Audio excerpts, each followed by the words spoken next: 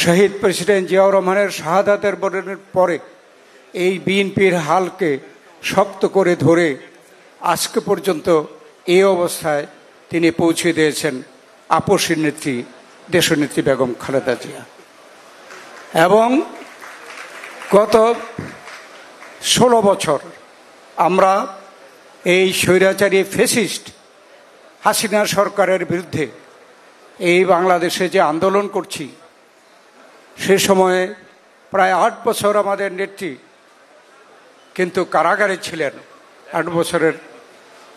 এবং সেই সময় থেকে এই পর্যন্ত আমাদের ভারপ্রাপ্ত চেয়ারম্যান তারেক রহমান সুদূর লন্ডন থেকে আমাদের দলকে, দলের নেতা কর্মীদের এবং বাংলাদেশের জনগণকে সাহস জুগিয়েছেন এবং তিনি তার নেতৃত্বে আজকে বাংলাদেশ একটা স্বপ্ন দেখতে পারছে।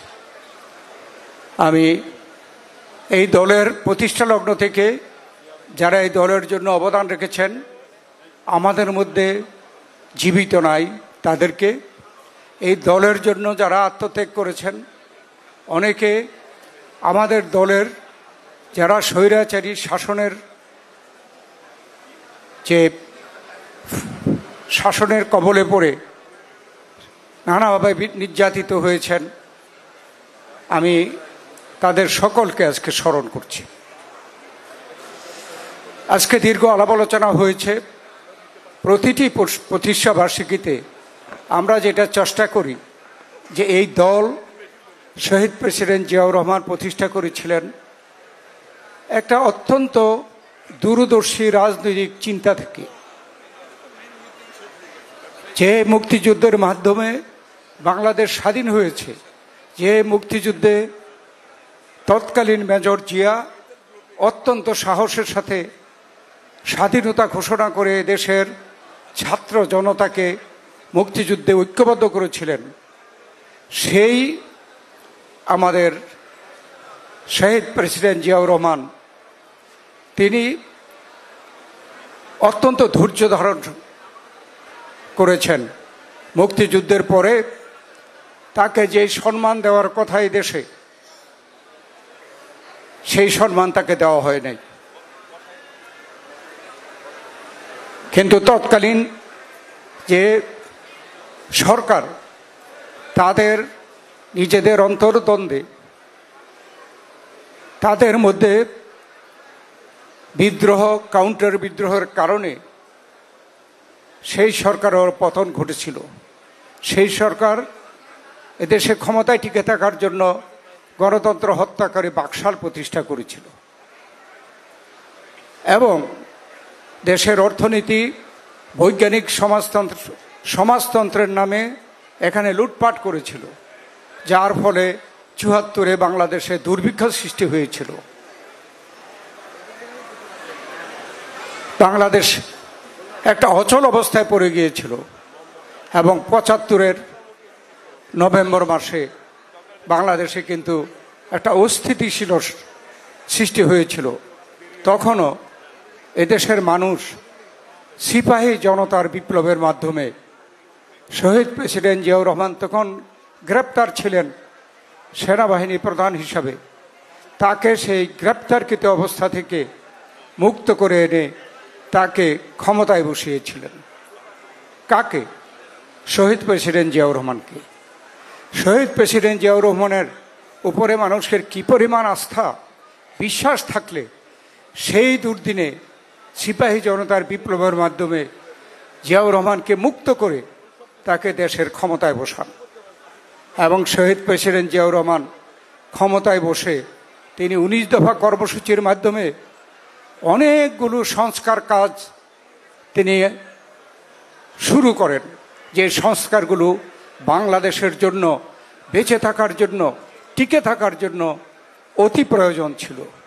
যেমন আমাদের জাতিসত্তা, সে সময় একটা জাতিসত্তার পরিচয় দেওয়া হতো বাঙালি জাতীয়তাবাদ, এটা ভাষার ভিত্তিতে।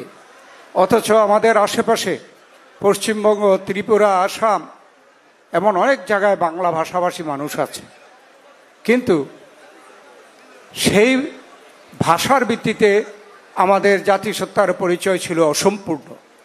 শহীদ প্রেসিডেন্ট জিয়াউর রহমান কত সুদূর প্রসারী একজন দেশপ্রেমিক বাংলাদেশের একজন রাজনীতিক চিন্তা করতে পারেন, যিনি আমাদেরকে পূর্ণাঙ্গ জাতিসত্তার পরিচয় দিয়ে গেছেন বাংলাদেশি জাতীয়তাবাদ। এটা কিন্তু যারা বাংলাদেশি জাতীয়তাবাদের বিরুদ্ধে, তারাও কিন্তু এই বাংলাদেশ জাতীয়তাবাদকে পরিবর্তন করতে পারে নাই। শহীদ জিয়াউর রহমানের পক্ষে এটা সম্ভব হয়েছে। 2024 জুলাই আগস্টে এদেশে বৈষম্য বিরোধী ছাত্র গণ অভ্যুত্থান হয়েছে। আমরা দাবি করি যে 16 বছরের আমাদের যে আন্দোলন, গণতন্ত্র উদ্ধারের আন্দোলন, দেশে একটা সাম্য প্রতিষ্ঠার আন্দোলন, শান্তি প্রতিষ্ঠার আন্দোলন, ন্যায় প্রতিষ্ঠার আন্দোলনে যারা দীর্ঘ 16 বছর তাদের ত্যাগ তিতিক্ষা মামলা মোকদ্দমা শিকার হয়েছে, তাদের চূড়ান্ত ফসলই হচ্ছে 24 জুলাই এবং আগস্ট। তাই আমাদেরকে এই ধারণাকে, পাকাপোক্ত বিশ্বাসকে আমরা ধারণ করে এর ফলে যে আজকে বাংলাদেশে একটি নিরপেক্ষ সরকার, তারা একটি নিরপেক্ষ সরকার কখনো অনির্দিষ্টকালের জন্য থাকতে পারে না। আমরাও কিন্তু তাদেরকে স্বাগত জানিয়েছিলাম এবং আহ্বান জানিয়েছিলাম যত শীঘ্র সম্ভব এদেশে নির্বাচন দিয়ে, এমন একটি নির্বাচন যেই নির্বাচনের প্রত্যাশা এদেশের মানুষ বহুদিন যাবৎ করেছে, সেই নির্বাচনের জন্য আমরা তাদের কাছে প্রত্যাশা করেছিলাম। এই সরকার আজকে সেই নির্বাচনের রোডম্যাপ ঘোষণা করেছে। নির্বাচন যাতে না হতে পারে বা বিলম্বিত হতে পারে, তার জন্য ষড়যন্ত্র হচ্ছে, আপনারা দেখছেন। কারা করছে? এদেশে যারা 2040 পর্যন্ত ক্ষমতায় থাকবে বলে তারা নানা ষড়যন্ত্র করছিল, এদেশের মানুষের উপরে সীমাহীন অত্যাচার করেছিল, তারা এখনও কিন্তু কেউ পালিয়ে আছে, কেউ অন্য দেশে আছে, তারা কিন্তু ষড়যন্ত্র করছে। আজকে এই প্রতিষ্ঠাবার্ষিকীতে আমাদের নেতা কর্মীদের সকলের কাছে আহ্বান যে আমাদেরকে এই বিষয়টি গভীরভাবে উপলব্ধি করে সামনের দিকে অগ্রসর হতে হবে। আগামী নির্বাচনকে অবশ্যই জনগণের প্রত্যাশা অনুযায়ী সফল করতে হবে, দেশকে অগ্রসর করে এগিয়ে নিয়ে যেতে হবে। এই কথা বলে আপনাদের সকলকে ধন্যবাদ। আল্লাহ হাফেজ। বাংলাদেশ জিন্দাবাদ, বাংলাদেশ জাতীয়তাবাদী দল জিন্দাবাদ, শহীদ জিয়া অমর হোক, দেশনেত্রী বেগম খালেদা জিয়া, ভবিষ্যৎ বাংলাদেশের ভবিষ্যৎ তারেক রহমান জিন্দাবাদ।